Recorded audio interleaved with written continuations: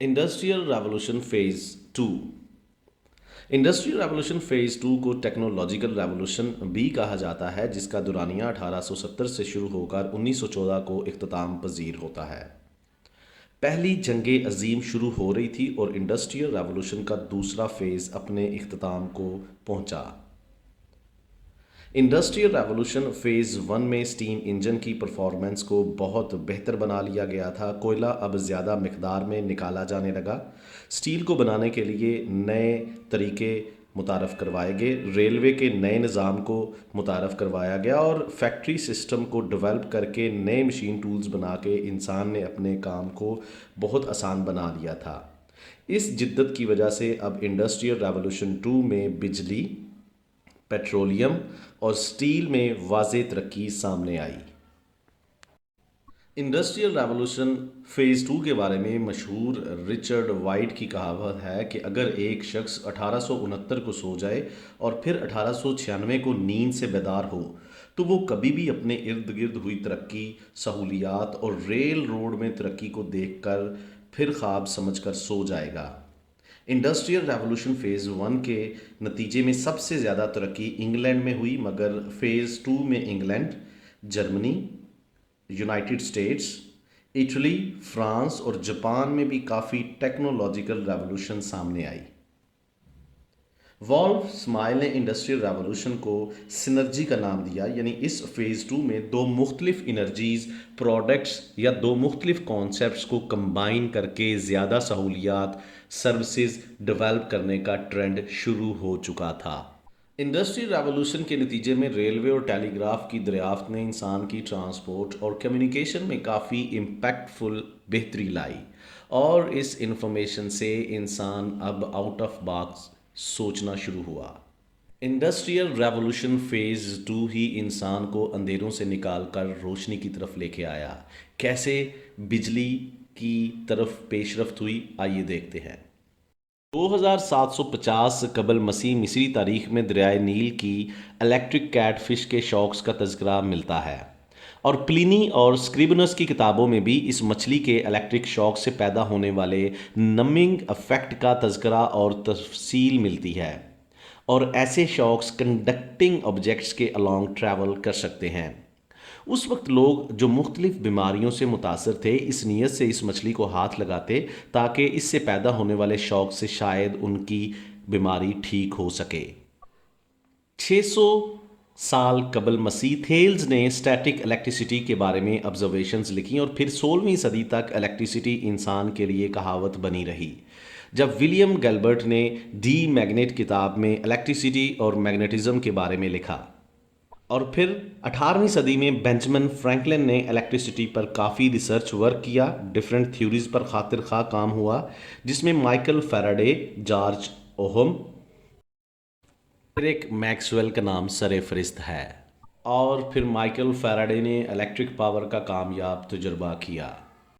1802 में Humphry Davy ने पहली बार इलेक्ट्रिक लाइट दरियाफ्त की। डेवी ने इलेक्ट्रिक बैटरी ईजाद की। जब इसने तारें कार्बन के टुकड़े के साथ कनेक्ट की तो ग्लो पैदा हुआ जिसने हर तरफ रोशनी कर दी। इस टेक्नोलॉजी को इलेक्ट्रिक आर्क लैंप में इस्तेमाल किया गया, मगर ये कम वक्त के लिए रोशनी दे सकता था।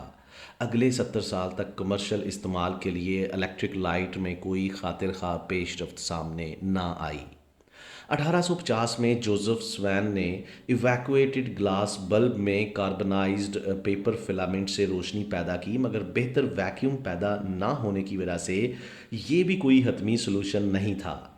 फिर 1878 में स्वैन ने बेहतर मॉडल का प्रोटोटाइप पेश किया और 1878 में ही थॉमस एडिसन ने प्लैटिना कॉन्टैक्ट वायर्स को कार्बन के कॉइल्ड स्ट्रिप से जोड़कर साइंस की दुनिया में रोशनी का एक नया दरवाज़ा खोल दिया। अब कमर्शियल लाइट मैन्युफैक्चरिंग भी शुरू कर दी गई।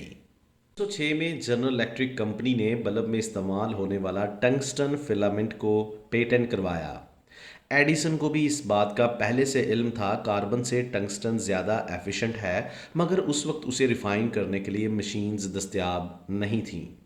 1910 میں اسی کمپنی کے ولیم ڈیوڈ نے لانگ لاسٹنگ ٹنگسٹن فلامنٹ کی مینوفیکچرنگ کے لیے ایک نیا پروسیس ڈیولپ کروایا۔ انڈسٹریل ریولوشن فیز 2 نے آئل اینڈ گیس سیکٹر کے اندر کیا رول ادا کیا؟ پیٹرولیم کی مصنوعات قدرتی طور پر لیکوڈ فارم میں راک فارمیشن میں پائی جاتی ہیں۔ یہ مختلف ہائیڈرو کاربن کے مکسچر کا مجموعہ ہوتا ہے۔ لاکھوں سال قبل جب کاربنز کے ریمیننگز ارتھ کرسٹ میں ہائی پریشر اور ہائی ٹمپریچر کے ایکسپوجر میں رہتے ہیں تو اس نے پیٹرولیم کے ریزروائر کو جنم دیا۔ یہ عمومی طور پر تھیوری ایکسیپٹ کی جا چکی ہے۔ پیٹرولیم کے ان ریفائنڈ اسٹیٹ کو انسان 5000 سال قبل استعمال کر چکا تھا۔ ابتدائی تاریخ بتاتی ہے کہ انسان جنگوں میں اپنی مشال کو روشن کرنے کے لیے تیل کا استعمال کرتا رہا تھا۔ انڈسٹریل ریولوشن کا پہیہ کوئلے کی انرجی پر چل رہا تھا، مگر تیزی کے اس سفر کو جب اس سے زیادہ انرجی سورس ریفائن فارم میں چاہیے تھا، یورپ اور امریکہ میں انڈسٹریل ریولوشن کے درمیانی پیریڈ میں اس وقت کی ضرورت کو محسوس کیا گیا۔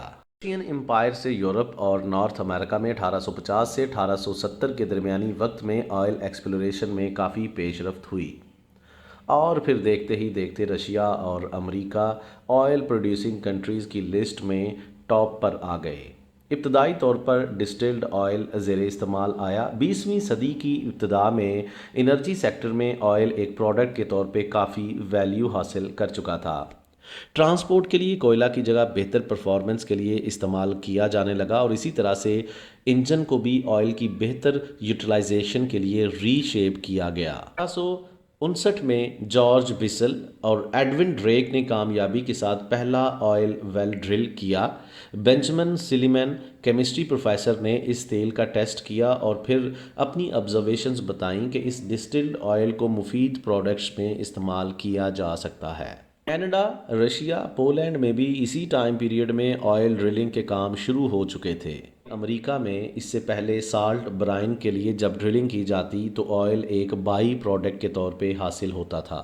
20ویں صدی کے آغاز میں ٹیکنالوجی کو استعمال کرتے ہوئے آئل اینڈ گیس ایکسپلوریشن اور ڈرلنگ کے لیے ایڈوانس ٹیکنالوجی کو متعارف کروایا گیا۔ فرانس، امریکہ، اٹلی میں کافی پروسیجر، پروسیس اور ٹولز ایجاد کیے گئے، بڑی بڑی کمپنیز قائم کی گئیں۔